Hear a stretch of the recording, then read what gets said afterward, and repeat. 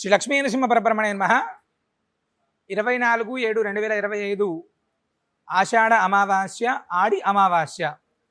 మనందరం కూడా అమావాస్య పర్వదినం సందర్భంగా భద్రాద్రి దివ్యక్షేత్రంలో కోరిన కోరికలు తీర్చేటువంటి కల్పవృక్ష నారసింహ స్వామివారి యొక్క దివ్య సన్నిధిలో అత్యంత విశేషంగా మన కుటుంబంలో ఉండేటువంటి సకల గ్రహదోషాలు తొలగిపోవాలని, సంతాన ప్రాప్తికి ఇబ్బంది పడేటువంటి వారికి ఆనాడు సత్సంతాన ప్రాప్తికి వైనతేయ హోమం చేసి గరుడ ప్రసాదాన్ని ఇవ్వడం, అదేవిధంగా ఆటిజంతోటో లేకపోతే పిల్లల యొక్క ఎదుగుదలలో ఇబ్బంది ఉన్నటువంటి వారికి ప్రత్యేకంగా ఆనాడు విశేషమైనటువంటి తేనె ప్రసాదాన్ని ఇవ్వడం, ఇవన్నీ కూడా జరుగుతాయి.